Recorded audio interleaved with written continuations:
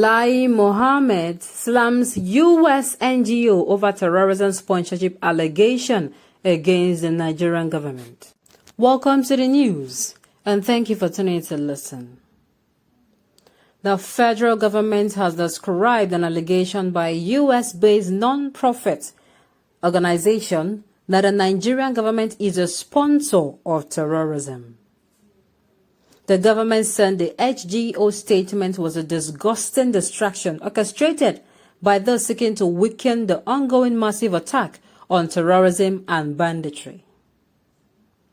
In a statement released on Sunday by Segun Adeyemi, spokesperson for Information and Culture Minister Lai Mohammed, the government said the so-called Global Advocate for Terrorism Eradication GATE is a pesky irritant that should be ignored, especially because he is confused as he is irresponsible. This organization called GATE is not even what the ink in its name is written with. How can a serious organization accuse a government that tackles the double evil of terrorism and banditry with an unusual determination to sponsor terrorism? Is it not curious that this organization has chosen this particular moment when terrorists are surrendering or lashing out, following a new offenses against them by the military, to orchestrate a distraction? What could be the motivation of GATE if not to weaken the fight against terrorism and banditry? GATE and its sponsors should be ashamed of themselves and should stop trying to distract our valiant troops who are doing everything possible, including the ultimate sacrifice, to keep our country safe, the minister said.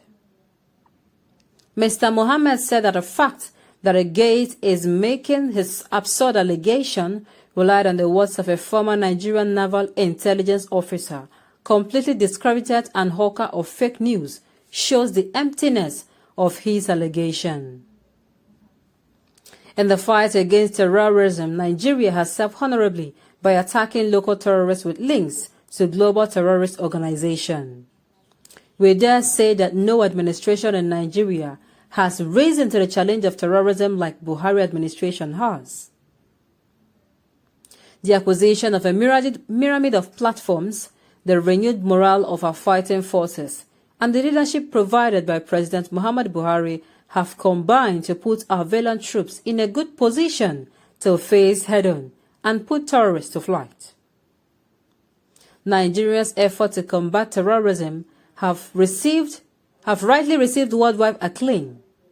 What our valiant men and women need right now is support, encouragement, and prayers from all, not the destructive antics of a reckless organization seeking relevance, masquerading as a defender of the eradication of terrorism, he said. I'm sorry, sir, Mr. Writer, sir, please. Nigerians are not going to be convinced with this reply. Do you know why? Nigeria is indirectly, openly sponsoring terrorism in Nigeria in the following ways. Number one, the fact that Nigeria, when bandits kidnaps people, citizens or residents of a community, Nigeria, number one, negotiates and communicates with these said bandits or terrorists. That's number one.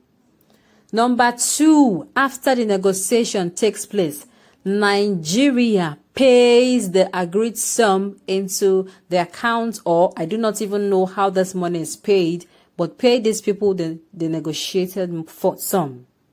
Three, after this money gets to them and these people are released, these people now go out and buy arms, of which I am still asking, does it mean that this arm and ammunition that these people use, they fly from the air?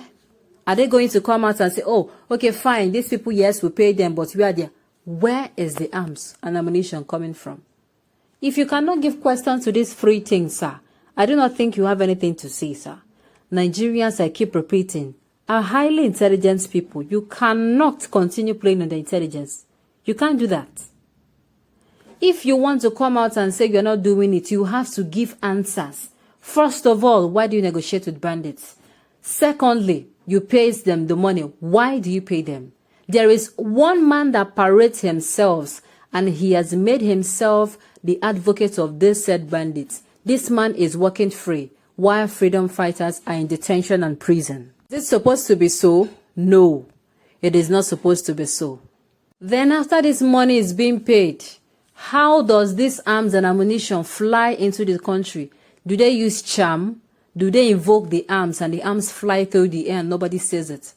Because I want to believe even if these people pay the sum and, they buy the ammunition, where does it come from? Do you want to tell me that all the officers at the borders now that call themselves custom officers or I think, yes, custom are those in charge of overseeing goods that is going and those coming into Nigeria? Are you wanting to say that all of them are corrupt? You have to give concrete answers to these questions. Concrete answers need to be given to these questions. Hence, sir, this is not enough to convince Nigeria, because Nigeria does not even need convincing. It is clear, crystal clear, that this particular administration, there is nothing like they have been the one fighting. Where have they been fighting? Is it a fact that they are not even giving enough arms and ammunition to troops that are going to sacrifice themselves, and that people who speak up end up punished? Is it a fact? Or is it a fact that, after paying these people, giving them money to buy arms and ammunition, you sent our troops out there to die without giving them enough arms, or arms as good enough as the one the enemy has? Tell me. So if you have answers to this, until they have these answers to give to Nigerians now, that is the time that Nigerians will now say, okay, let us even listen to it. But apart from that, there is nothing at all, nothing. They cannot convince Nigerians. It is crystal clear. I am saying even a baby knows.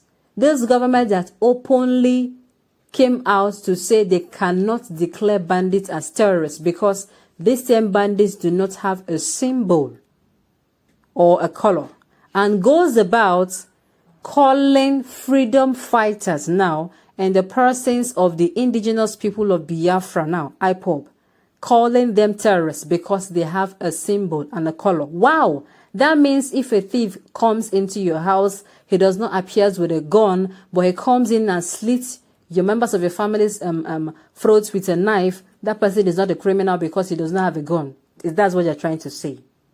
It is really, really sad. So unless he comes and gives answers to these questions now, it is, to these questions, he really has not done any conviction. That is just it. On those notes, we have come to the end of the news. We say thank you for tuning in to listen. Until I come your way next time, enjoy the rest of your day.